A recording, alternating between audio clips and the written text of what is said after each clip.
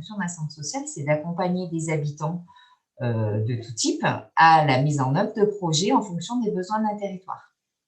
Donc, quand ils nous ont parlé de leur projet qui était autour d'informer les aidants familiaux, notamment les aidants de seniors en perte d'autonomie, sur ce qui existait sur le territoire, nous, on s'est dit, ben voilà, c'est très intéressant. Il y a une population senior qui est en augmentation. Il y a des attentes, des besoins. Nous, on avait recensé ça au niveau de nos diagnostics sociaux.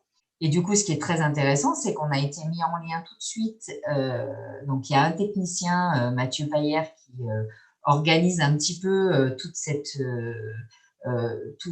ces acteurs bénévoles, mais qui a un énorme travail autour des bénévoles. Donc là, en tant que centre social, on est friand de ce genre d'action. Donc, on a pu travailler avec eux et commencer à réfléchir et à recenser les différents acteurs existants sur le territoire ou pas. Parce que je dirais que la complémentarité du coup qu'on a trouvée dans ce projet, c'est que nous, en tant qu'acteurs vraiment local, on connaissait les partenaires. On avait beaucoup de proximité avec le service autonomie du conseil départemental, les collectivités territoriales, les associations à type ADMR, aide à domicile. Mais par contre, l'AMSA et les bénévoles de l'AMSA avaient de grosses connaissances sur des acteurs très spécifiques qui avaient l'habitude d'intervenir sur le territoire ou en milieu urbain sur d'autres… et qu'on pouvait, notamment, je pense à Bulder, enfin voilà, et qu'on pouvait du coup faire intervenir sur le centre. On a mis en place la programmation avec…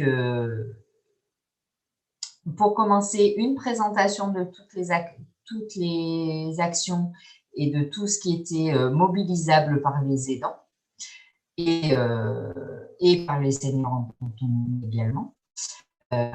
Et ensuite, il y a eu un petit théâtre forum avec des intervenants pour dédramatiser la situation et puis délier les langues un peu et faciliter l'échange pour qu'ensuite on puisse recueillir les besoins et les demandes pour mettre en place d'autres actions au niveau du territoire.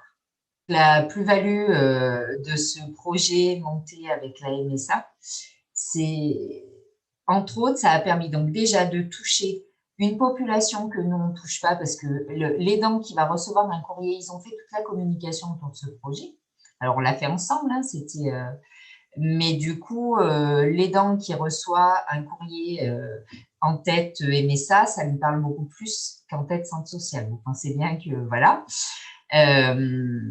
Et du coup, alors ça a permis de rencontrer des aidants puisqu'on était présents le jour de ce forum et de cette action. Et en même temps de recueillir les besoins, d'être identifiés et de développer les actions. Ce qui veut dire qu'aujourd'hui, et c'est entre autres suite à ce partenariat, mais à d'autres, hein, le centre social a développé une offre très importante en direction des seniors en perte d'autonomie, sur la prévention de la perte d'autonomie, donc ça c'est plus avec le conseil départemental, mais surtout aussi pour le bien-être des aidants, puisqu'on a mis en place depuis un café des aidants qui est co-animé avec le conseil départemental.